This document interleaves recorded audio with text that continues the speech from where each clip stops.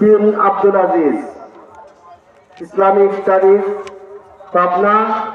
আমি হুজুরকে তার মূল্যবান নসিহত পেশ করার জন্য সবিনয় অনুরোধ করছি। السلام عليكم ورحمة الله وبركاته. إن الحمد لله نحمده ونستعينه ونستغفره ونؤمن به ونتوكل عليه ونعوذ بالله من شرور أنفسنا ومن سيئات أعمالنا.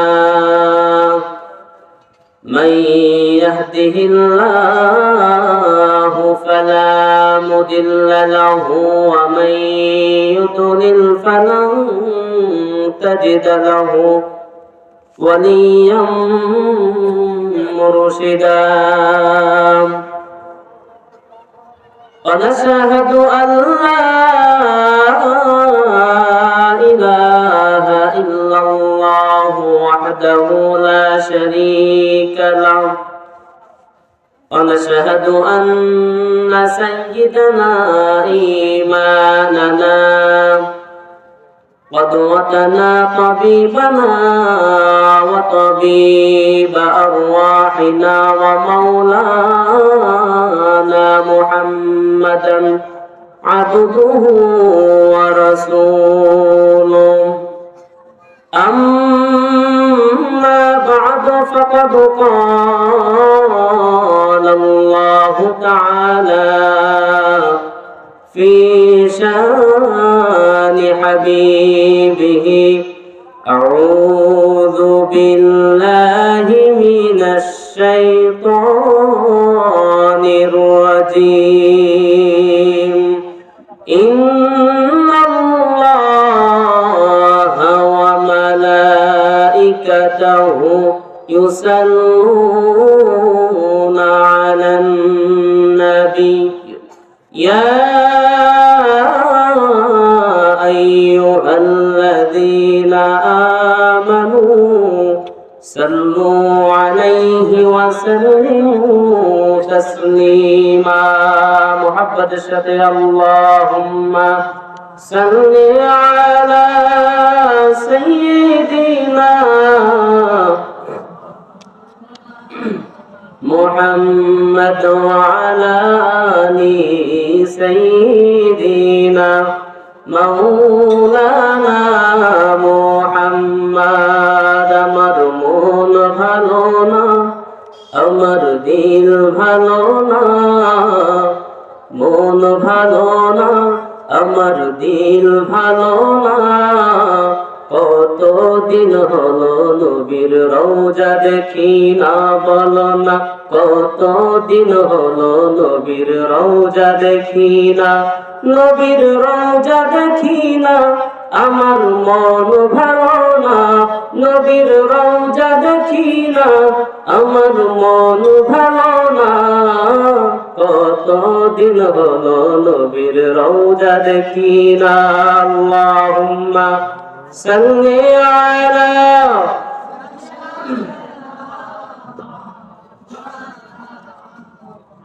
وعلى آل سيدنا مولانا محمد. رسول আমার ভালোবাসা, রসুল আমার আশা, রসুল আমার প্রেম বিরহের মূল আলোচনা। রসুল আমার কাজে কর্মে অনুপ্রেরণা। আল্লাহুম্মা সাল্লি আলা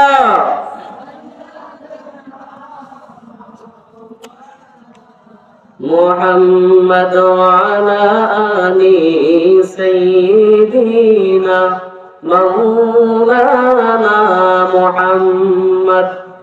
সকল প্রশংসা মহান আল্লাহ সুবহানাহু ওয়া তাআলার জন্য, যে মহান রব্বে কারীম আমাদেরকে এই মহতি মজলিসে আসার বসবার সুযোগ করে দিলেন, সকলেই শুকরিয়া দান করছি আলহামদুলিল্লাহ। রব্বানা লাকাল হামদ হামদান কাসীরান তাইয়িবান মুবারাকান ফীহি ইয়া রাব্বি লাকাল হামদু কামা ইয়ানবাগি লিজালালি ওয়াজহিকা ওয়া আযীমি সুলতানিকা। আমরা আল্লাহ সুবহানাহু ওয়া তাআলার হামদ প্রশংসা করে দিলাম। দুরূদ ও সালাম বর্ষিত হোক বিশ্ব মানবতার মুক্তির দূত সাইয়্যিদুল মুরসালিন আশরাফুল আম্বিয়া খাতামুন নবিয়্যিন বিশ্ব নবী আকে নামদার তাজদার মদিনা জনাবে মুহাম্মদ রাসূলুল্লাহ সকলে পড়ি সাল্লাল্লাহু আলাইহি ওয়াসাল্লাম। কৃতজ্ঞতা জ্ঞাপন করছি আজকের মাহফিলের সম্মানিত সভাপতি সাহেব এবং আজকের মাহফিলের মধ্যমণি ফুরফুরা শরীফের পীর শাহ সুফি হযরত মাওলানা শাহ ফতে আলী মোহাম্মদ আয়াতুল্লাহ সিদ্দিকী আল কুরাইশি সাহেব এবং সেই সঙ্গে আজকের আমন্ত্রিত সকল উলামায়ে কেরাম এবং শ্রোতা মণ্ডলী, সকলকে জানাই আমার অন্তরস্থল থেকে মুবারকবাদ এবং শুভেচ্ছা। পর্দার আড়াল থেকে শুনছেন পর্দানিসীন মা এবং বোনেরা, কচি কচি ছোট্ট আমার ভাই ও বন্ধুরা, যুবক ভাইরা, সকলের প্রতি আমার আন্তরিক মুবারকবাদ এবং সালাম। আসসালামু আলাইকুম ওয়া রাহমাতুল্লাহি ওয়া বারাকাতুহু। মুআজ্জাজ মুহতারাম, আজকে কিছু কথা বলবো ইনশাআল্লাহ। আমা তাওফীকি ইল্লা বিল্লাহ। পবিত্র কোরআনুল কারীম থেকে আলোচনা হবে। পবিত্র কোরআনুল কারীমের 94তম সূরা 30 নম্বর পারা সূরাতুল আলাম নাশরাহ, এই সূরার সংশ্লিষ্ট কিছু আলোচনা রাখবো ইনশাআল্লাহ। আমা তাওফীকি ইল্লা বিল্লাহ। আসুন, যেই নবী সাল্লাল্লাহু আলাইহি সাল্লামের উম্মত হওয়ার জন্য আজকে আমরা গর্বিত।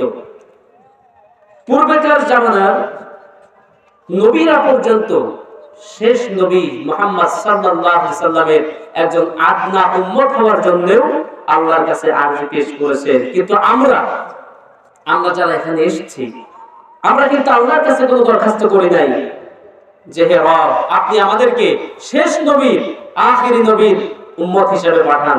বলেন, আমরা কি আল্লাহর কাছে কেউ দরখাস্ত করেছি? কেউ দরখাস্ত করি নাই। কোনো দরখাস্ত নাই, কোনো চাওয়া নাই। চাওয়া ব্যতীতই, দরখাস্ত ব্যতীতই মহান আল্লাহ সুবহানাহু ওয়া তাআলা আমাদেরকে ভালোবেসে, আদর করে, মহব্বত করে তিনি বিশ্ব নবী মুহাম্মদ সাল্লাল্লাহু আলাইহি ওয়াসাল্লামের উম্মত হিসেবে কবুল করেছেন। সকলেই শুকরিয়া দান করি আলহামদুলিল্লাহ। কেমন নবী, কেমন নবীর উম্মত আমরা হতে পেরেছি। আসুন, আল্লাহ রাব্বুল আলামিন নিজেই বলছেন তার পরিচয়। তার ব্যাপারে আল্লাহ রাব্বুল আলামিন কোরআন কারীমের মধ্যে বলছেন, আউযু বিল্লাহি মিনাশ শাইতানির রাজীম, বিসমিল্লাহির রাহমানির রাহিম, আলাম নাশরাহ লাকা সাদরাক ওয়া ওয়াদা'না আনকা বিজরাকা আল্লাযী আনকাদ যহরাক ওয়া রাফa'না লাকা যিকরাক ফাইন্না মা'আল উসরি ইউসরান ইন্না মা'আল উসরি ইউসরা فإذا فرغت فانصب وإلى ربك فارغب صدق الله العظيم وصدق رسوله النبي الكريم ونحن على ذلك من الشاهدين। সূরাতুল ইনশিরাহ, আলাম নাশরাহ, এই সূরার মধ্যে আল্লাহ রাব্বুল আলামিন 8টি আয়াত দিয়ে এই সূরাকে আল্লাহ রাব্বুল আলামিন সাজিয়েছেন। একটু উত্তর করবেন, কয়টি আয়াত?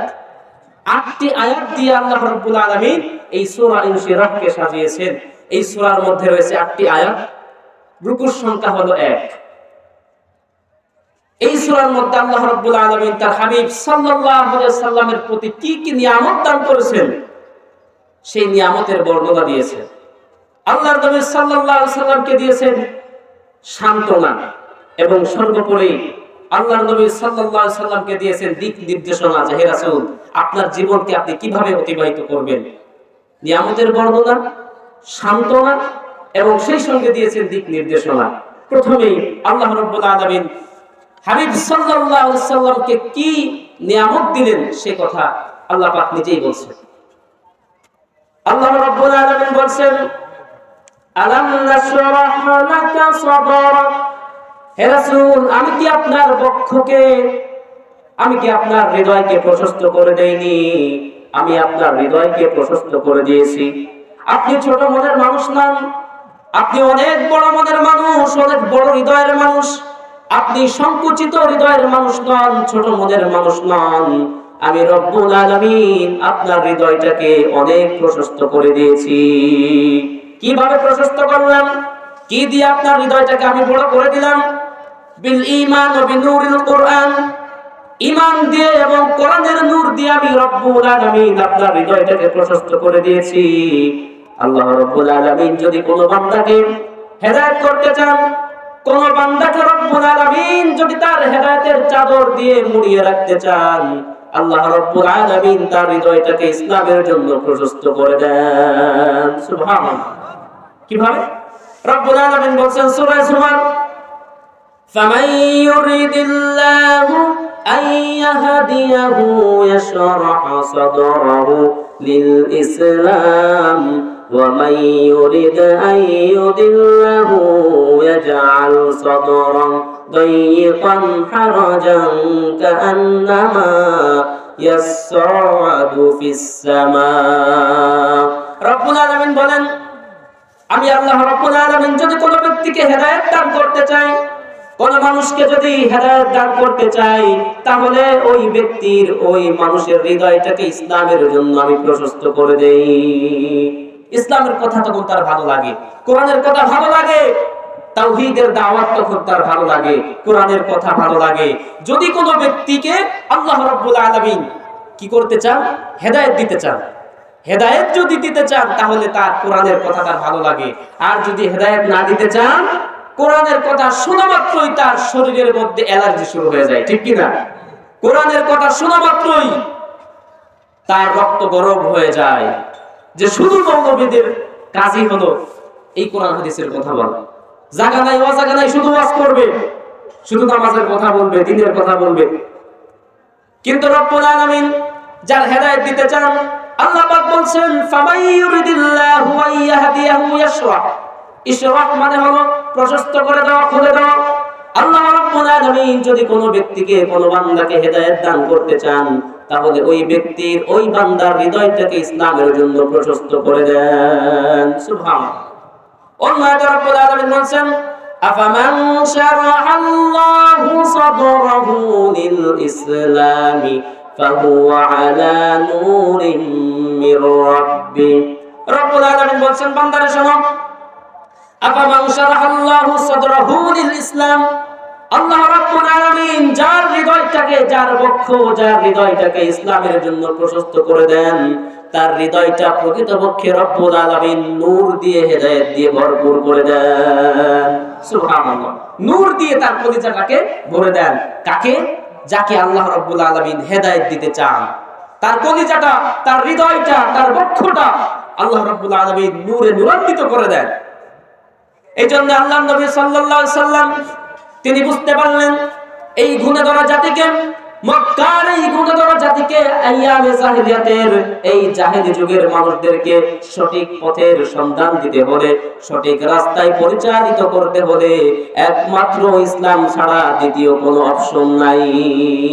ইসলাম ছাড়া অন্য কোনো মতাদর্শ এই গুণধর জাতিকে সঠিক রাস্তার সন্ধান দিতে পারবে না। সমাজতন্ত্র বলেন, অন্য যে কোনো তন্ত্র মন্ত্র বলেন না কেন, ইসলাম ছাড়া অন্য কোনো তন্ত্র মন্ত্র দিয়ে যদি আপনার ব্যক্তি জীবন সাজাতে চান, আপনি ব্যক্তি জীবনে সাকসেসফুল হতে পারবেন না। সামাজিক জীবন যদি আপনি পরিচালিত করতে চান, সামাজিক জীবনেও আপনি সাকসেসফুল হবেন না। রাষ্ট্রীয় আন্তর্জাতিক মহল পর্যন্ত যদি আপনি পরিচালিত করতে চান, ইসলামী থিওরি ছাড়া অন্য কোন তন্ত্র মন্ত্র দিয়ে যদি সাজাতে চান, ওয়াল্লাহি আল্লাহর কসম, এটা কোশ্চিন কালেও সম্ভব নয়। বিশ্বনবী খুব ভালোভাবে অনুধাবন করতে পারলেন, ইসলাম ছাড়া অন্য কোন তন্ত্র মন্ত্র দিয়ে এই সমাজকে গঠন করা চলবে না। কেমন আল্লাহ রাব্বুল আলামিন কোরআন কারীমের মধ্যে বলছেন, রাব্বুল আলামিন বলেন, وَمَن يَبْتَغِ غَيْرَ الْإِسْلَامِ دِينًا فَلَن يُقْبَلَ مِنْهُ وَهُوَ فِي الْآخِرَةِ مِنَ الْخَاسِرِينَ। রাব্বুল আলামিন বলেন, وَمَن يَبْتَغِ غَيْرَ الْإِسْلَامِ دِينًا, যদি কোনো ব্যক্তি ইসলাম ছাড়া অন্য কোন মতাদর্শকে তার দিন ব্যবস্থা হিসাবে গ্রহণ করে, রব্বুল আলামিন পশ্চিম কালেও তার থেকে সেই ব্যবস্থাকে গ্রহণ করবেন না। ওয়া হুয়া ফিল আখিরাতি মিনাল খাসিরিন, আর ওই ব্যক্তি কিয়ামত দিবসে পরকালে অবশ্যই ক্ষতিগ্রস্তদের অন্তর্ভুক্ত হয়ে যাবে। ইসলাম ছাড়া যদি অন্য কোথাও যায়, অন্য কোন তন্ত্রমন্ত্রের কাছে সে তার জীবন ব্যবস্থা খুঁজতে যায়, তাহলে সে অবশ্যই কিয়ামতের দিন কিসের অন্তর্ভুক্ত হবে? ক্ষতিগ্রস্তদের অন্তর্ভুক্ত হয়ে যাবে। আল্লাহ রাব্বুল আলামিন তাকে গ্রহণ করবেন না। তার দেওয়া কোনো কিছুই আল্লাহ রাব্বুল আলামিনের কাছে গ্রান্টেড হবে না, গ্রহণীয় হবে না। এজন্য বিশ্বনবী সাল্লাল্লাহু আলাইহি সাল্লাম খুব ভালোভাবে এটা বুঝতে পারলেন যে ইসলামী মতবাদ ছাড়া, ইসলাম ছাড়া এই গুণে ধরা জাতিকে সঠিক রাস্তা দেখানো সম্ভব নয়। এজন্য রাব্বুল আলামিন বললেন, নবী, আপনার হৃদয়টাকে আমি প্রশস্ত করে দিয়েছি, কোনটা ভালো কোনটা মন্দ সব কিছু বোঝার ক্ষমতা আমি আল্লাহকে দান করেছি। আমি আপনাকে সব ক্ষমতা দান করলাম। দেখুন, হযরত মূসা আলাইহিস সালাতু ওয়াস সালাম আল্লাহর কাছে ফরিয়াদ করেছিলেন, রব্বি শরহ লি সাদরি ওয়া ইয়াসসির লি আমরি ওয়াহলুল উকদাতাম মিন লিসানি। 16 নম্বর পারা সূরা তাহা। হযরত মূসা আলাইহিস সালাতু ওয়াস সালাম আল্লাহর কাছে বলেছিলেন, রব্বি শরহ লি সাদরি, হে রব, আপনি আমার হৃদয়টাকে প্রশস্ত করে দিন, আমার বক্ষটাকে প্রশস্ত করে দিন, আমার হৃদয়টাকে বড় করে দিন। প্রশস্ত করে দিন মানে বড় করে দিন, আমাকে বড় মনের মানুষ করে দিন। ওয়ায়াসসির লি আমরি, আমার কর্মকে আপনি সহজ থেকে সহজতর করে দিন। ওয়াহলুল উকদাতাম মিন লিসানি, আমার জিহ্বার মধ্যে, আমার জবানের মধ্যে যে জড়তা রয়েছে, কথা বলতে গেলে একটু তুতলামো হয়, এই তুতলামোকে আপনি দূর করে দিন। আমার ভাই হারুনের দ্বারা আমার শক্তিকে আপনি বৃদ্ধি করে দিন। এইভাবে করে হযরত মূসা কালিমুল্লাহ আল্লাহর কাছে দোয়া করেছিলেন। এর পরিপ্রেক্ষিতে রব্বুল আলামিন হযরত মূসা আলাইহিস সালাতু ওয়াস সালামের কলিজাটাকে বড় করে দিয়েছিলেন, হৃদয়টাকে প্রশস্ত করে দিয়েছিলেন। কিন্তু আমার আপনার নবী, বিশ্ব নবী মুহাম্মদুর রাসূলুল্লাহ সাল্লাল্লাহু আলাইহি ওয়াসাল্লাম আল্লাহর কাছে ফরিয়াদ করে চাওয়া লাগে নাই, আল্লাহর কাছে ফরিয়াদ করে বলা লাগে নাই, রব্বুল আলামিন আপনি আমার হৃদয়টাকে প্রশস্ত করে দেন। এই দরখাস্ত করা লাগে নাই। দরখাস্ত করার আগেই রব্বুল আলামিন মক্কি জীবনীতে তার হাবিবকে জানিয়ে দিলেন, ও নবী, আলাম নাশরাহ লাকা সাদরাক, আমি কি আপনার বক্ষটাকে প্রশস্ত করে দেই নাই? সুবহানাল্লাহ। মুসা নবী আল্লাহর কাছে চেয়েছিলেন যে, হে রব, আপনি আমার হৃদয়টাকে বড় করে দেন, যত মানুষ যত কথা বলবে সব কথা হজম করার শক্তি আপনি আমাকে দান করেন। কিন্তু নবীর আল্লাহর কাছে চাওয়া লাগে নাই, না চাইতেই আল্লাহর নবীর হৃদয়টাকে বড় করে দিলেন কে?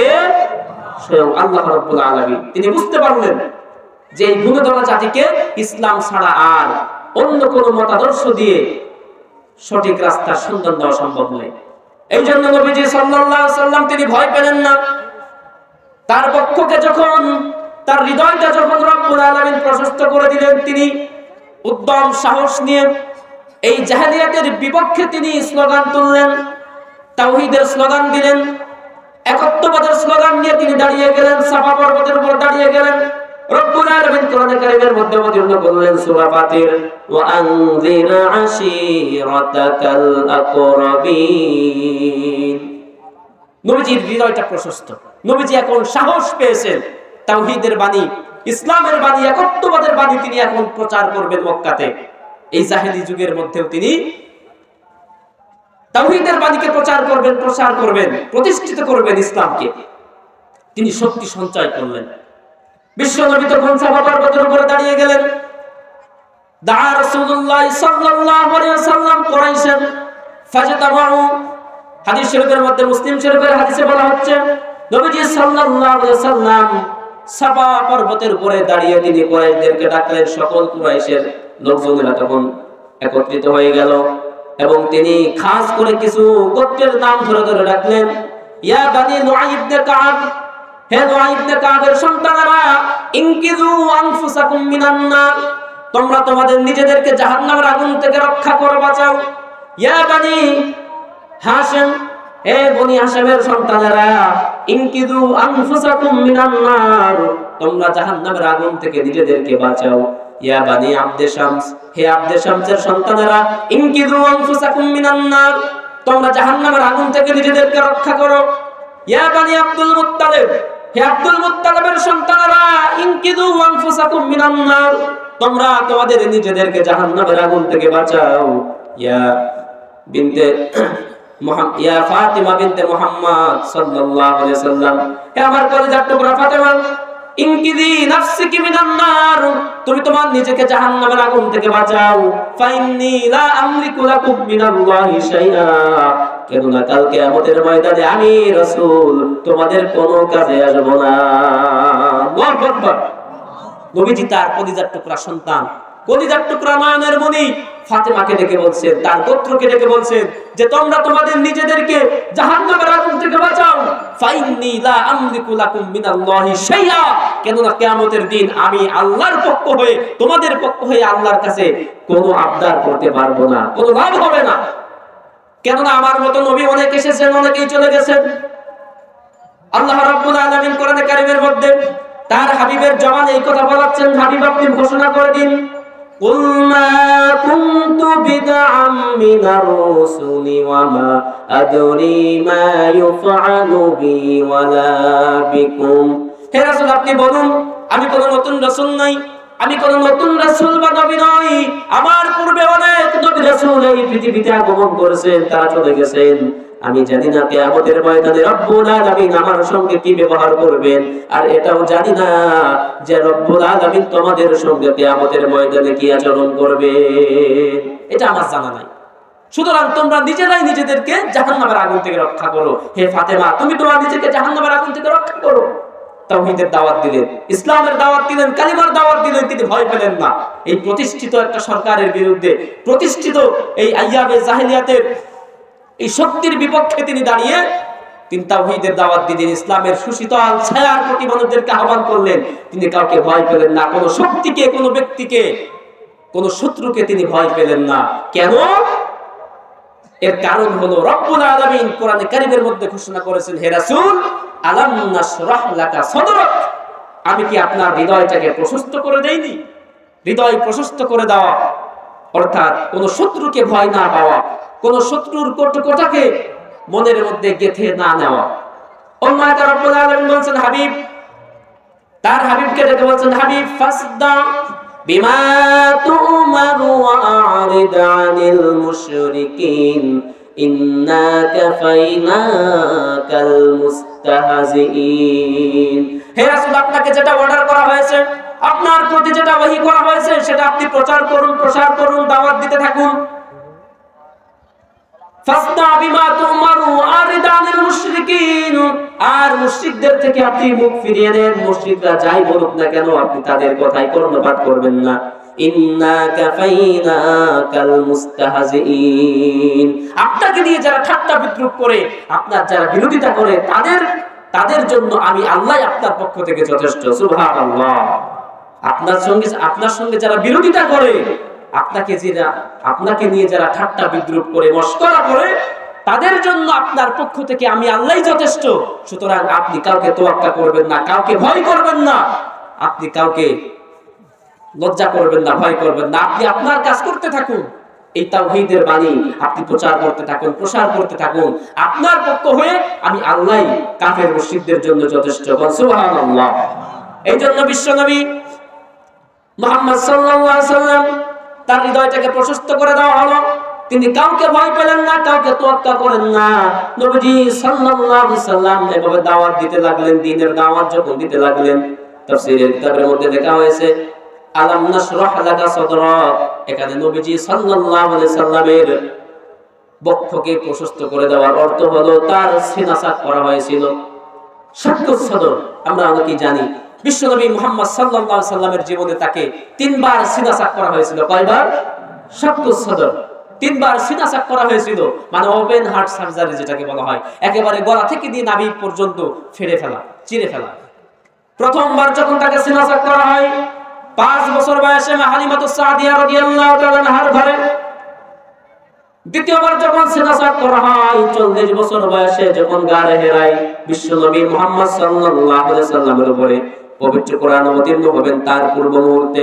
তৃতীয়বার যখন সিনা চাক করা হয় নবী মুহাম্মদ সাল্লাল্লাহু আলাইহি সাল্লামকে যখন উর্দু জগতের অনেক কিছু দেখানো হবে, জান্নাত দেখানো হবে, জাহান্নাম দেখানো হবে, আল্লাহর দাওয়াতে যখন তিনি আগমন করবেন, তখন তার ওই মেরাজের রজনীতে রব্বুল আলামিন তার হাবিব সাল্লাল্লাহু আলাইহি সাল্লামের সিনা চাক করান। এই 3 বার তার সিনা চাক করা হয়েছিল। কিছু কিছু মুফাসসিরিন কেরাম বলেছেন যে শাক্কুস সদর দ্বারা, শারহে সদর দ্বারা শাক্কুস সদর উদ্দেশ্য অর্থাৎ মুহাম্মদ সাল্লাল্লাহু আলাইহি সাল্লামের এই সিনা চাক করার মধ্য দিয়ে আল্লাহর নবী সাল্লাল্লাহু আলাইহি সাল্লামের হৃদয়টাকে প্রশস্ত করা হয়েছে, বড় করা হয়েছে। তার হৃদয়ের মধ্যে কোনো ভয় ছিল না, কোনো সংকোচ ছিল না, সংকোচ বোধ ছিল না। নবীজি কত বড় মনের মানুষ ছিলেন। আল্লাহর হাবিব সাল্লাল্লাহু আলাইহি সাল্লামকে রব্বুল আলামিন ডেকে বলছেন, ও নবী শুনেন, ফাবিমা রাহমাতিন মিনাল্লাহি লিনতা লাহুম ওয়ালাউ কুনতা ফাযযান গালিযাল কলবি লানফাদ্দু মিন হাওলিক। ও নবী, আমি যদি আপনার উপরে রহম না করতাম, আপনার হৃদয়টা যদি আমি নরম করে না দিতাম মুমিনদের জন্য, মুমিনদের প্রতি আপনার হৃদয়টা যদি আমি কোমল না করে দিতাম, তাহলে আপনার পাশে যারা আসতো, আপনার পাশে তারা বসার সুযোগ পেত না। আপনার রূপ ও মেজাজ দেখে, ব্যবহার দেখে সব মানুষ ছিটকে দূরে চলে যেত, সব মানুষ আপনার থেকে দূরে চলে যেত, আপনার কাছে বসার সুযোগ পেত না। আপনার কাছে যেন মানুষ আসতে পারে, বসতে পারে, আপনার সংস্পর্শের জন্য মানুষ আসতে পারে, এই জন্য আমি রব্বুল আলামিন আপনার হৃদয়টাকে কোমল বানিয়ে দিয়েছি, নরম বানিয়ে দিয়েছি। আপনার মেজাজটা ঠান্ডা, আপনি কোমল হৃদয়ের মানুষ, আপনি বড় মনের মানুষ। যত মানুষ আপনাকে যতই কষ্ট দিক না কেন, আপনি তার প্রতিবাদ করেন না। এরকম একজন ব্যক্তি হিসাবে আমি আপনাকে পয়দা করেছি, সৃষ্টি করেছি। কি মনের মানুষ ছিলেন, কত বড় মনের মানুষ ছিলেন দেখুন। যুদ্ধক্ষেত্রে গিয়েও যুদ্ধ হবে কাফের মুশরিকদের সঙ্গে, কিন্তু আল্লাহর হাবিব সাল্লাল্লাহু আলাইহি সাল্লাম সব সময় তার সাথীদেরকে, সাহাবীদেরকে নির্দেশ দিতেন, আমার সাহাবীরা যুদ্ধ করতে যাবে ইহুদিদের সঙ্গে ঠিক আছে, কিন্তু খবরদার খবরদার ইহুদিদের বাড়িঘর আগুন দিয়ে তোমরা জ্বালিয়ে দিও না, ইহুদিদের গাছপালা তোমরা কেটো না, তাদের পশুপাল তোমরা হত্যা করবে না, বুড়াদেরকে তোমরা হত্যা করবে না, ছোট্ট ছোট্ট মাসুম বেগুনা বাচ্চাদেরকে তোমরা কতল করবে না, নারীদেরকে তোমরা ইজ্জত হরণ করবে না। এভাবে তার সাহাবীদেরকে নবীজি সাল্লাল্লাহু আলাইহি সাল্লাম দিক নির্দেশনা দিতেন যে যুদ্ধের ময়দানে গিয়ে শত্রুদের এইভাবে অমানবিক অত্যাচার তোমরা করবে না, তাদের ঘর বাড়ি আগুন দিয়ে জ্বালিয়ে দিও না, তাদেরকে এভাবে কষ্ট দিও না। শুধুমাত্র যারা আসে যুদ্ধ করতে, যারা আসে এই যোদ্ধাদের সঙ্গে তোমরা যুদ্ধ করবে, কিন্তু তাদের বাড়িতে গিয়ে নারীদের সঙ্গে, শিশুদের সঙ্গে তোমরা যুদ্ধ করো না, তাদেরকে তোমরা হত্যা করো না। এভাবে নবী মুহাম্মদ সাল্লাল্লাহু আলাইহি সাল্লাম তার সাহাবীদেরকে সব সময় মানুষদের প্রতি দয়াশীল হতে, মানুষদের প্রতি ভালো ব্যবহার করার জন্য নির্দেশ দিতেন। এবং বিশ্বনবী মুহাম্মদ সাল্লাল্লাহু আলাইহি সাল্লাম তিনিও সব সময় সকল মানুষদের সঙ্গে সদাচরণ করতেন, ভালো ব্যবহার করতেন। একবার তো নবী মুহাম্মদ সাল্লাল্লাহু আলাইহি সাল্লাম কি সাহাবীদেরকে নিয়ে বসে আছেন, এমন সময় একজন ইহুদির লাশ নিয়ে যাওয়া হচ্ছে।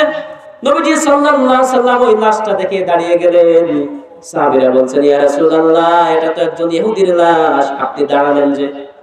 এটা তো একটা ইহুদির লাশ, আপনি দাঁড়ালেন যে? নবীজি সাল্লাল্লাহু আলাইহি সাল্লাম বললেন, হোক না সে ইহুদি আলাইহিস নাফস, সে কি মানুষ নয়?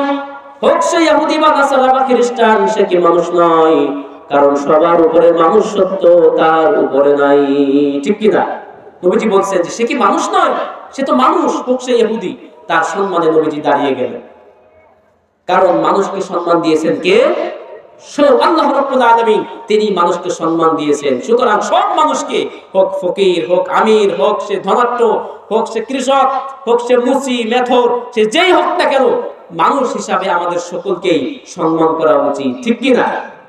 কারণ রব্বুল আলামিন কোরআনে কারীমের মধ্যে ঘোষণা করেছেন সূরাতুন নূর, ওয়ালাকাদ কাররামনা বানি আদম ওয়া হামালনাহুম ফিল বাররি ওয়াল বাহরি ওয়া রাযাকনাহুম মিনাত তাইয়্যিবাত।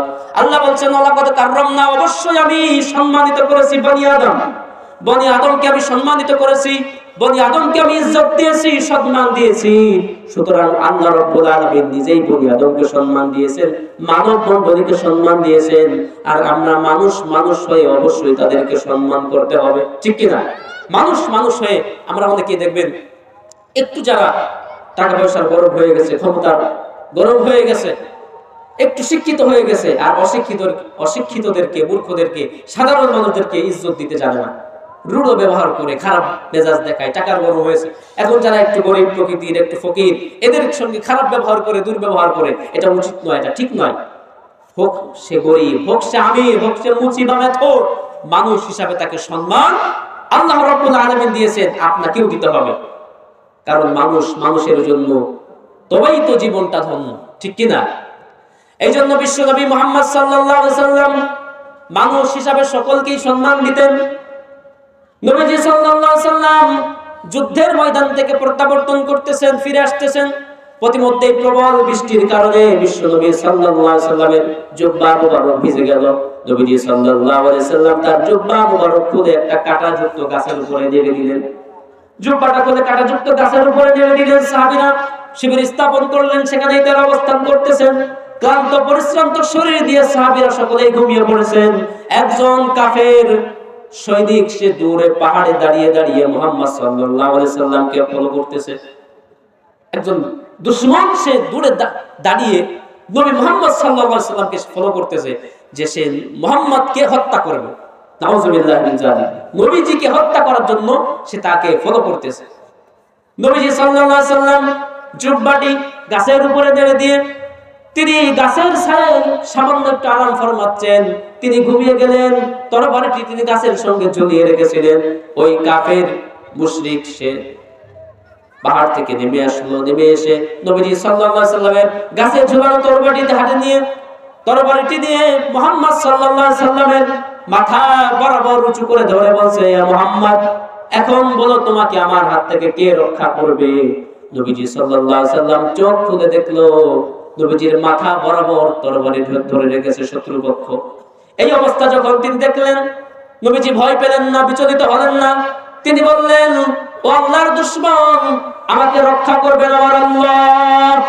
এইভাবে যখন একবার চিৎকার করে বললেন, আমাকে রক্ষা করবেন আমার আল্লাহ, তখন ওই কাফেরের সমস্ত শরীরটা গর্মাক্ত হয়ে গেল, ঘেমে গেল। কাফেরের শরীরটা কাঁপতে শুরু করলো। হাত থেকে তরবারিটি যখন নিচেই পড়ে গেল, নবীজি সাল্লাল্লাহু আলাইহি সাল্লাম তরবারিটি তুলে এবার বলছে, ও আল্লাহর দুশমন, এখন বলো তোমাকে আমি মুহাম্মাদের হাত থেকে কে রক্ষা করবে? তুমি তো আগে বলছিলে তোমার হাত থেকে আমাকে কে রক্ষা করবে, এখন তুমি বলো আমার হাত থেকে তোমাকে কে রক্ষা করবে? ওই কাফের তখন হতভম্ব হয়ে গেল। লাজবাব, কোনো জবাব নাই। কারণ কাফের তো বুক ফুলিয়ে বলতে পারে না আমাকে মানাতুজ্জায়রা রক্ষা করবে, কারণ তাদের বুকে এত সাহস নাই, এত শক্তি নাই। ওই কাফেরের অবস্থা যখন নবীজি বুঝতে পারলেন, তাকে ক্ষমা করে দিলেন, বললেন তুমি বাড়ি চলে যাও, তোমার কোনো ক্ষতি আমি করব না। ওই ব্যক্তি বাড়িতে চলে গেলেন। বাড়িতে গিয়ে তার কওমের লোকদেরকে ঘটনা বিবরণ দিলেন, যে মুহাম্মদকে এভাবে পেয়েছিলাম হত্যা করার জন্য।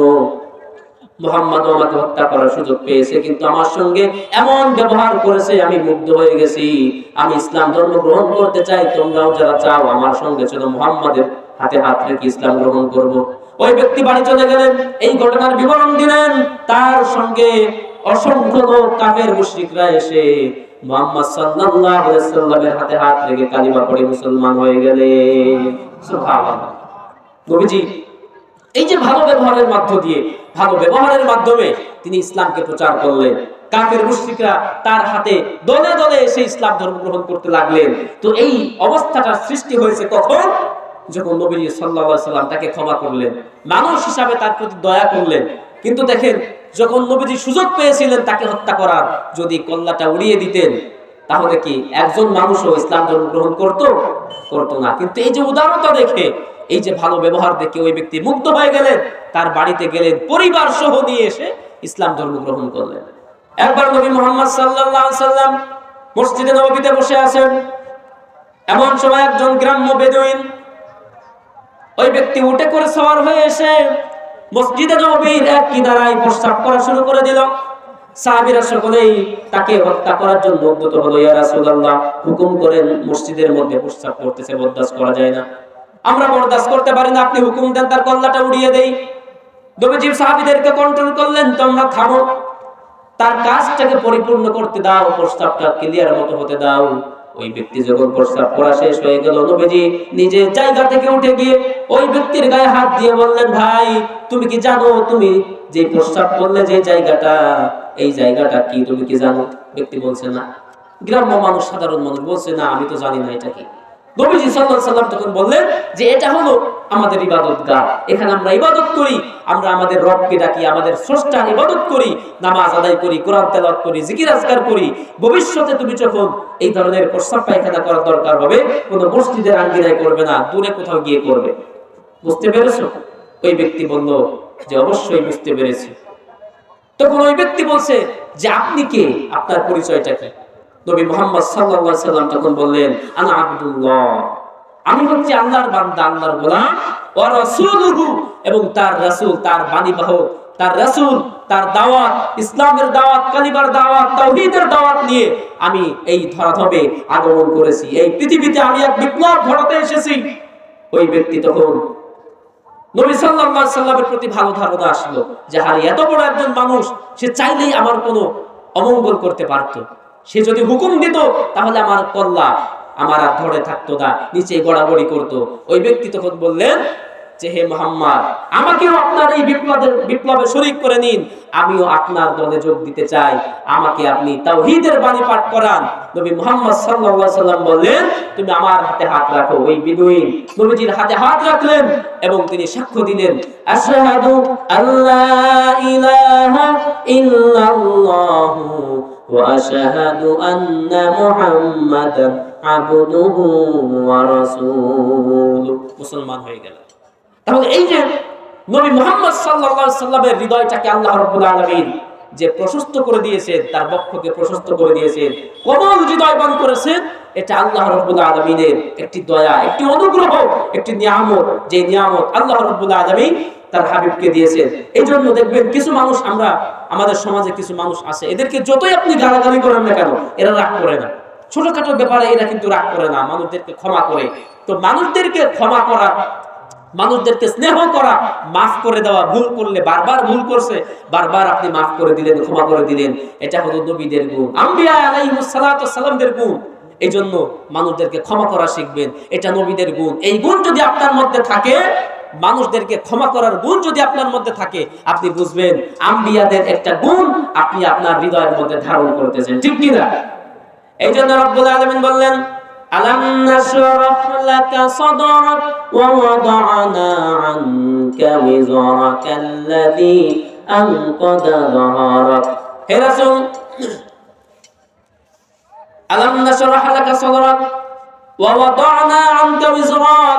হে রাসূল, আমি আপনার হৃদয়টাকে বড় করে দিয়েছি এবং আপনার থেকে আপনার সব বোঝাকে আমি রব্বুল আলামিন নামিয়ে দিয়েছি। আপনার উপরে যে বোঝা ছিল, সেই বোঝাটাকে আমি নামিয়ে দিয়েছি। বোঝা হলো দুই ধরনের, একটা হলো ওয়াজিরুল গাম, একটা হলো চিন্তার বোঝা। একটা কি? একটা হলো চিন্তার বোঝা, আর একটি হলো ওয়াজিরুল জাম, পাপের বোঝা। পাপের বোঝা হয় না? পাপ করতে করতে অনেক পাপ করে ফেলেছি, এখন আমরা বলি রব্বুল আলামিন পাপের বোঝা মাথায় নিয়ে তুলেছি দুহাত। পাপের বোঝা মাথায় নিয়ে তুলেছি দুহাত, কবুল কর মুনাজাত। আমি পাপী, বড়ই পাপী, আমি অধম, বড়ই পাপী, করি মুনাজাত, কবুল কর মুনাজাত। আল্লাহু আকবার। এই জন্য পাপের বোঝা আছে, একটা হলো চিন্তার বোঝা, আর একটি হলো পাপের বোঝা। নবীকে ডেকে বললেন, ইয়া রাসূলুল্লাহ সাল্লাল্লাহু আলাইহি ওয়াসাল্লাম, আমি আপনার থেকে সব বোঝা নামিয়ে দিলাম। নবীজি সাল্লাল্লাহু আলাইহি ওয়াসাল্লাম, নবীদের কি কোনো পাপ আছে? নবীদের কোনো পাপ হয় না। আহলুস সুন্নাত ওয়াল জামাতের আকীদা হলো আল আম্বিয়া মাসুমুন, সকল নবীরা হচ্ছেন মাসুম, বেগুনাহ, তাদের জীবনে কোনো গুনাহ নাই, তাদের জীবনে কোনো ভুল নাই। সব মানুষ পাপ করতে পারে, কিন্তু নবীদের দ্বারা কোনো পাপ হয়? কথা বলেন, নবীদের দ্বারা কোনো পাপ হয়? নবীদের দ্বারা কোনো পাপ হয় না। এটা যখন আল্লাহ রাব্বুল আলামিন তার হাবিবকে বললেন, হে হাবিব, আপনার সব পাপকে আমি মার্জনা করে দিলাম। রব্বুল আলামিন কোরআনে কারীমের মধ্যে বলছেন, ইন্না ফাতাহনা লাকা ফাতাহাম মুবিনা লিয়াগফিরা লাকা আল্লাহু মা তাকদ্দামা মিন যামবিকা ওয়া মা তাআখার। হে নবী, আপনার পূর্বের জীবনেও কোনো গুনাহ নাই, আপনার অতীত জীবনেও কোনো গুনাহ নাই, ভবিষ্যৎ জীবনেও কোনো গুনাহ নাই। গুনাহ বলতে কিছুই নাই। আপনার জীবনে সব গুনাহ আমি রব্বুল আলামিন মাফ করে দিয়েছি। আপনার আগেও কোনো গুনাহ নাই, পরেও কোনো গুনাহ নাই। আপনি আগে, এরপরেও নবীজি ভাবতেন যে আহারে 40 বছর বয়সে নবুয়ত পেলাম, না জানি 40 বছর পর্যন্ত যে পাপ হয়েছে, সেই পাপের জন্য আল্লাহর কাছে আমাকে জবাবদিহি করতে হয় কিনা, যে ভুলগুলি আমি করেছি সেই জবাবদিহি করতে হয় কিনা।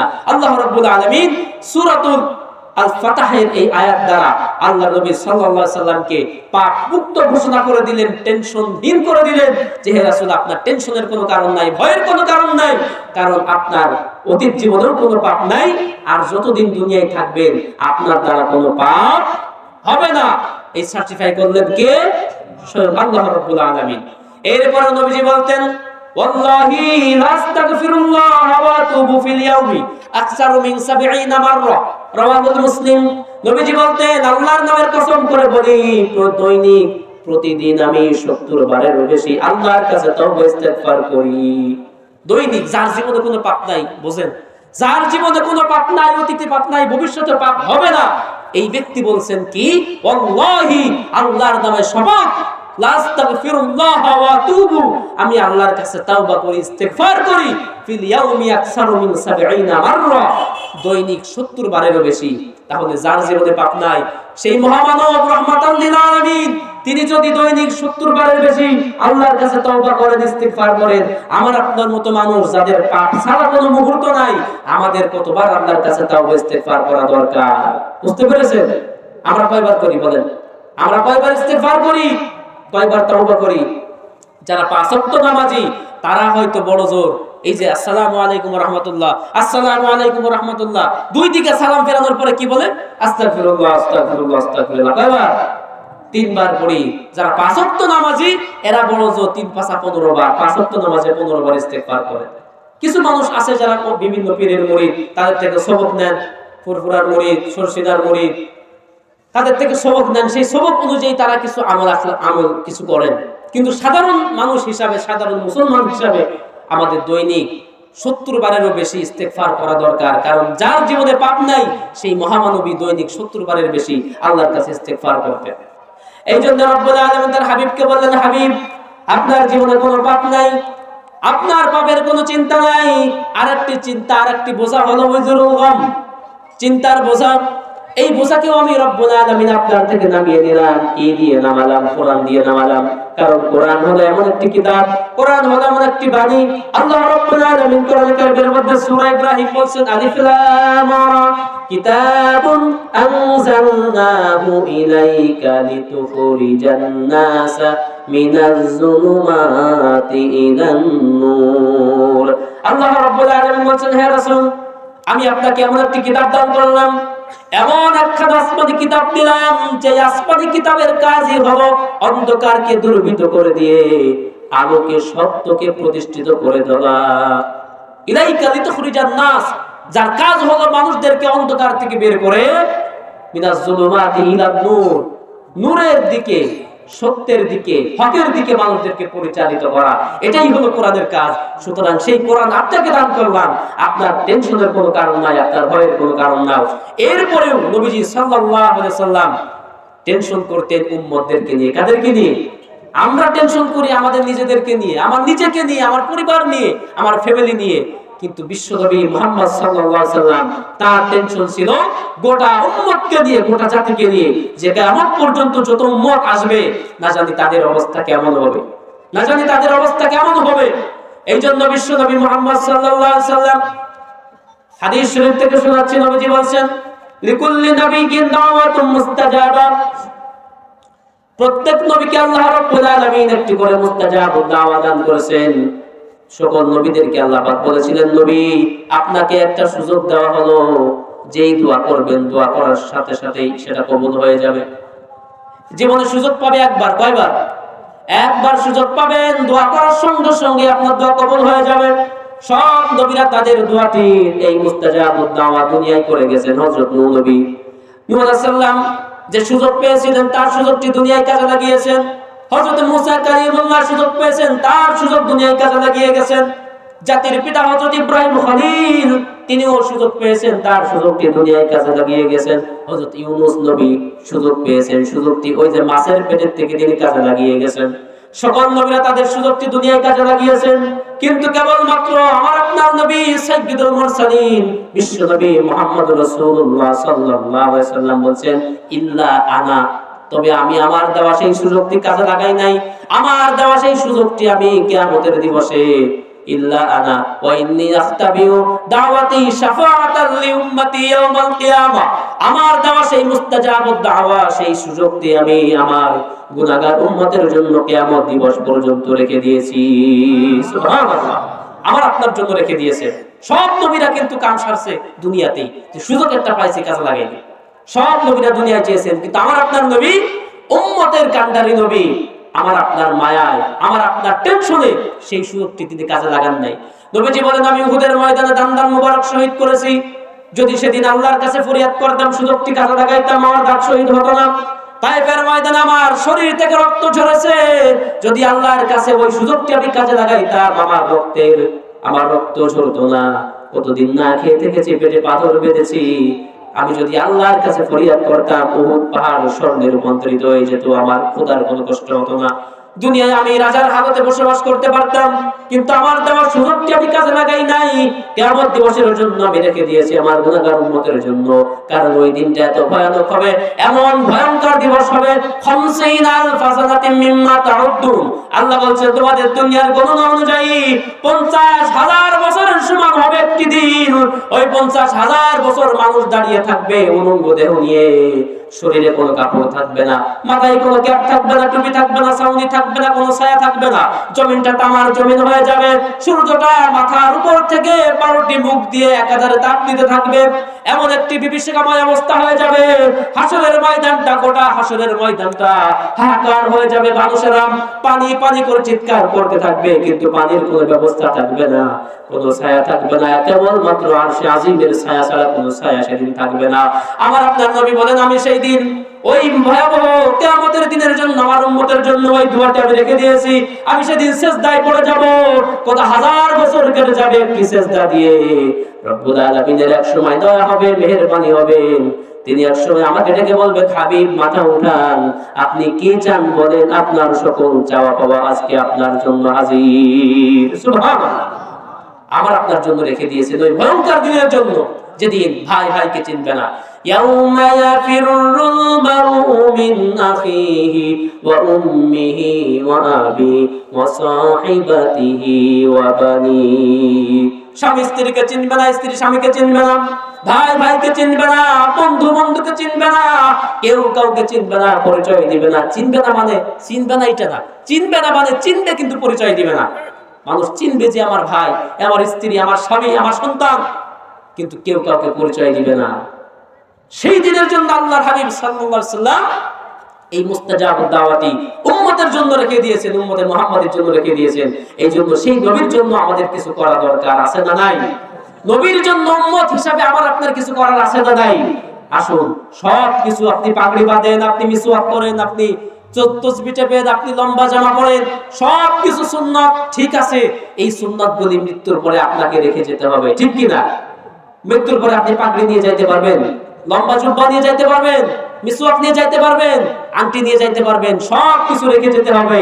একটা সুন্নত আপনার সঙ্গী হয়ে কিয়ামত পর্যন্ত আপনার সঙ্গী হয়ে থাকবে। তার নাম কি বলেন তো? তার নাম হচ্ছে এই দাড়ি। নবীজি সাল্লাল্লাহু আলাইহি সাল্লামের দাড়ি মুবারকের এটা হুকুমগত যদিও সুন্নাত, কিন্তু এটা হলো মূলত ওয়াজিব। হুকুমগত এটা হলো ওয়াজিব দাড়ি রাখা। আমরা বলি দাড়ি রাখা সুন্নাত, দাড়ি রাখা সুন্নাত ঠিক আছে, কিন্তু এর হুকুম হলো ওয়াজিব। কারণ সকল নবীরা দাড়ি রেখেছেন, কোন নবী দাড়িবিহীন ছিলেন না, কোন নবী ছিলেন না। এই জন্য আসুন প্রিয় ভাইরা, যারা দাড়ি রাখে না, যুবক ভাইরা মনে করেন যে দাড়ি রাখলে হয়তো বিবাহ হবে না, ভালো মেয়ে পাবো না, আল্লাহি আল্লাহর কসম আপনার তকদিরে যেটা লেখা আছে সেটাই আপনার জন্য হবে, ঠিক কি না? কারণ আমরা যখন ঈমান এনেছি, ঈমানের মুফাসসালে কি পড়েছি? খায়রিহি ওয়া শাররিহি বিনাল্লাহি তাআলা। ভালো মন্দ যা কিছু হয় সব কার পক্ষ থেকে হয়? সব আল্লাহর পক্ষ থেকে হয়। আপনি যদি জান্নাতি হুর পরীর মধ্যে একটা মেয়ে পান, সেটাও আল্লাহর পক্ষ থেকে আপনার জন্য বরাদ্দ আছে। আপনি যদি একটা কালো মেয়ে পান, সেটাও আল্লাহ আপনার জন্য বরাদ্দ করেই রেখেছেন। সুতরাং দাড়ি রাখলে আপনি সুন্দরী মেয়ে পাবেন না, সুন্দরী মেয়ে বিবাহ করতে পারবেন না, এটা ভুল ধারণা। শয়তান আপনাকে আমাকে এই প্ররোচনা দিচ্ছে। এই জন্য আসুন ভাইরা, দাড়ি রাখবো। নবী যদি আমাদের জন্য এত কিছু করতে পারেন, আমরা নবীর জন্য একটু ভালোবাসা দিতে পারবো না? অবশ্যই দিতে হবে। উম্মত হিসাবে পরিচয় দিতে গেলে আপনাকে এটা দিতেই হবে। দেখুন, আল্লাহ রাব্বুল আলামিন তার হাবিবকে এমন একটি নিয়ামত দান করেছেন যার নাম হচ্ছে হাউজে কাউসার। এবার বলুন তো, হাউজে কাউসারের পানি পান না করে কি জান্নাতে যেতে পারবে? হাউজে কাউসারের পানি পান করতে চান কারা কারা? একটু দুহাত তুলে আল্লাহকে দেখান। নারে তাকবীর, লিল্লাহি তাকবীর। হাউজে কাউসার, এই পানি সকল জান্নাতীরাই পান করবে। এই পানি যদি কেউ পান না করতে পারে, তাকে বুঝতে হবে সে জান্নাতে যেতে পারবে না। কিভাবে? আল্লাহ রাব্বুল আলামিন তার হাবিবকে বলছেন, হাবিব ইন্না আতাইনাকাল কাউসার ফাসাল্লি লিরাব্বিকা ওয়ানহার ইন্না শানিআকা হুয়াল আবতার। ইন্না আতাইনাকাল কাউসার, হে রাসূল আমি আপনাকে হাউজে কাউসার দান করলাম, কাউসার দান করেছি। ফাসাল্লি লিরাব্বিকা ওয়ানহার, এখন আপনার দায়িত্ব হচ্ছে আপনি নামাজ আদায় করেন আর কুরবানি করেন। এই হাউজে কাউসারের বিবরণ আল্লাহর হাবিব সাল্লাল্লাহু আলাইহি ওয়াসাল্লাম তার পবিত্র জবান মুবারকে বর্ণনা দিচ্ছেন। হাউজে কাউসার কেমন হবে? নবীজি বলছেন, আহলা মিনাল আসাল। হাউজে কাউসারের পানি মধুর থেকেও মিষ্টি। কিসের থেকে ভাই? আহলা মিনাল আসাল, মধুর থেকেও মিষ্টি। আবরাদু মিনাস সালজ, বরফের থেকেও ঠান্ডা। আবিয়াদু মিনাল লাবান, দুধের থেকেও সাদা। আতিয়াদু মিনাল মিসক, আম্বর থেকেও সুগন্ধি। মান শারিবা মিনহা শারবাতান লাম ইয়াজমা আবাদান, কোন ব্যক্তি যদি এক গ্লাস হাউজে কাউসারের পানি পান করে, লাম ইয়াজমা আবাদান, আর কখনোই সে পিপাসার্ত হবে না। সুবহানাল্লাহ। হাউজে কাউসারের পানির কি বিবরণ নবী সাল্লাল্লাহু আলাইহি ওয়াসাল্লাম দিলেন। এই পানি যদি আমি আপনি পান করতে চাই, এক শ্রেণীর উম্মত তারা এই পানি পান করার জন্য যাবে নবীজির কাছে। নবীজি মনে করবেন যে এরা হয়তো আমারই উম্মত, কারণ গেটআপ দেখতে মনে হবে যে নবীজির উম্মতের মতো, আমাদের মতো এরকম মনে হবে। তো তারা যখন যাবে, নবীজি তাদেরকে পানি দেওয়ার জন্য এভাবে পানিটা দিবেন।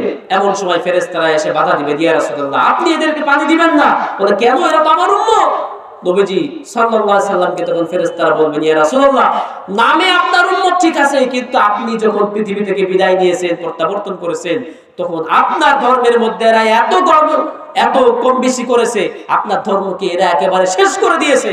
আপনার রেখে আসা সেই দাওয়াতি কাজকে এরা একদম নষ্ট করে দিয়েছে, এদেরকে আপনি পানি দিবেন না। তখন নবীজি সকলকে তাড়িয়ে দিবেন, বলবেন সাক্কান লিমান গায়্যারা বাদি, আমার অনুপস্থিতিতে যারা আমার ধর্মের মধ্যে, আমার রেখে আসা দ্বীনের মধ্যে যারা কম বেশি করেছো, তারা এখান থেকে দূর হয়ে যাও। মুআজ্জাজ মুহতারাম, এজন্য সেদিন যেন নবীজি আমাদেরকে তাড়িয়ে না দেন।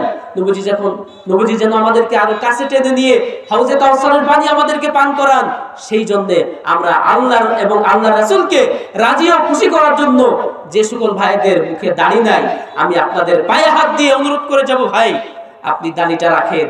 এই দাড়ি রেখে যেন আপনাকে কাল কিয়ামতের ময়দানে নবী, আপনি যে তার উম্মত হিসেবে নবীজি যেন চিনতে পারেন, তার কাছে টেনে নিতে পারেন। এই জন্য ভাই আপনার পায়ে হাত দিয়ে আমি বলে যাই, আপনি নবীজির এই দাড়িটা রেখে দেন।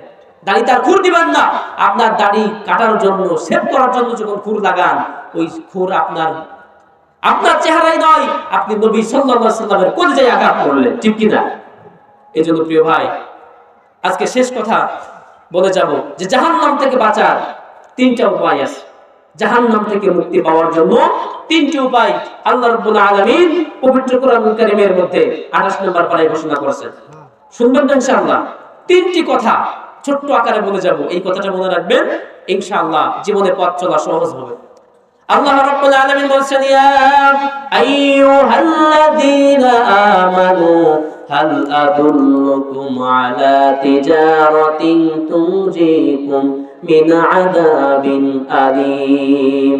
আল্লাহ বলেন, ইয়া আইয়ুহাল্লাযীনা আমানু, হে ঈমানদারগণ, হাল আদুল্লুকুম আলা তিজারা, আমি কি তোমাদেরকে এমন একটা ব্যবসার কথা বলে দিব না, এমন একটি লাভজনক ব্যবসার কথা বলে দিব না, যে এই ব্যবসাটি করলে পরে তুনজিকুম মিন আযাবিন আলীম, যে ব্যবসাটি করলে পরে তুমি যন্ত্রণাদায়ক শাস্তি থেকে রেহাই পেয়ে যাবে। আমরা বললাম, হ্যাঁ আল্লাহ, আপনি আমাদেরকে বলে দেন এমন একটা ব্যবসায় তোমাদের দরকার। ব্যবসা তো সবাই বুঝি, ঠিক কি না? লাভ লস আমরা সবাই বুঝি, পাগলেও বোঝে, আমি আপনিও বুঝি। তো ব্যবসার কথা আপনি বলতে চান, আপনি বলেন। এবার আল্লাহ বলছেন, তুমিনুনা বিল্লাহি ওয়া রাসূলিহি ওয়া তুজাহিদুনা ফি সাবিলিল্লাহ। এক নাম্বার ব্যবসার মূলধন হলো তুমিনুনা বিল্লাহ। এক নম্বরে কি? আল্লাহর উপরে ঈমান। কথা বলেন, এক নম্বরে কি? এক নাম্বার ব্যবসার মূলধন হলো আল্লাহর উপর ঈমান আনয়ন করো। এখন আপনারা বলেন তো, আমরা যে ওয়াজ মাহফিল শুনতে এসেছি, আমরা কি আল্লাহর উপর ঈমান এনেছি কিনা?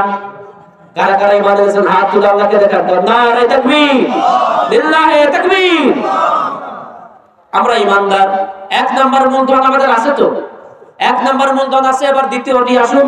দ্বিতীয় নম্বরের মূলধন হলো তুমিনুনা বিল্লাহি ওয়া রাসূলিহি। রাসূলিহি, নবীর প্রতি ঈমান নাই কার কার? হাত তোলেন তো। তার মানে আমাদের সকলের নবীর প্রতি ঈমান আছে, আছে না? তাহলে আমাদের জান্নাতে যাওয়ার জন্য যে তিনটি মূলধন দরকার, দুইটি মূলধন আমাদের আছে তো। এক নাম্বার হলো আল্লাহর উপর ঈমান, দ্বিতীয় নাম্বার হলো রাসূলের প্রতি ঈমান। এবার তিন নম্বরে আসুন। তিন নম্বর মূলধন হলো ওয়া তুজাহিদুনা ফি সাবিলিল্লাহি বিআমওয়ালিকুম ওয়া আনফুসিকুম। তিন নম্বর মূলধন হলো আল্লাহর রাস্তায় জিহাদ করো, যুদ্ধ করো তোমার জান আর মাল দিয়ে। কি দিয়ে? আল্লাহর রাস্তায় জিহাদ করো, যুদ্ধ করো তোমার জান দিয়ে আর মাল দিয়ে। এবার আসুন, জান আর মাল দিয়ে যদি আল্লাহর রাস্তায় জিহাদ করতে পারি, তাহলে তিনটি মূলধন আমার আপনার থাকলো। আর এই তিনটি মূলধনের ওসিলা করে কালকে আমাদের ময়দানে রব্বুল আলামিন আমাদেরকে ওই কঠিন জাহান্নাম থেকে মুক্তি দিবে, ঠিক কি না? এখন এই তিন নাম্বার মূলধন আমাদের কার কার আছে? আমাদের জান সবার আছে না? সবার জান আছে। তার মানে তিন নাম্বার মূলধন আমাদের মধ্যে উপস্থিত আছে না নাই? তিন নাম্বার মূলধন আমাদের হবে, আমাদের দ্বারা সম্ভব, কারণ আমাদের জান এখনো আছে, জান এখনো চলে যায় নাই। তিন নাম্বার মূলধন হলো আল্লাহর পথে জিহাদ করো জান দিয়ে। তার মানে জান আমাদের আছে। এ ভাই, জান নাই আমাদের? আমাদের জান আছে। বিআমওয়ালিকুম ওয়া আনফুসিকুম। তিন নাম্বার মূলধনের দ্বিতীয় অংশ হলো তোমার সম্পদ দিয়ে, তোমার মাল দিয়ে। মাল দিয়ে তুমি জিহাদ করো, যুদ্ধ করো, জান দিয়ে আর মাল দিয়ে। এবার আমরা যারা জান আছে, যাদের জান নাই তাদের কথা ভিন্ন। যাদের আমাদের জান আছে, আমাদের মালও পকেটে আছে না নাই? পকেটে না থাকুক ব্যাংকে আছে না নাই? ব্যাংকে না থাকুক জমিনে আছে না নাই? জমিনে না থাকুক বাড়িতে আছে না নাই? ধান আছে, চাল আছে, টাকা আছে, পয়সা আছে, পুকুর ভরা মাছ আছে, গাছ আছে, সবকিছু আছে। কিন্তু আপনার যদি এই তিনটি মূলধন আপনি যদি আল্লাহর কাছে না নিয়ে যেতে পারেন, ভাই রব্বুল আলামিন ওই কঠিন যন্ত্রণাদায়ক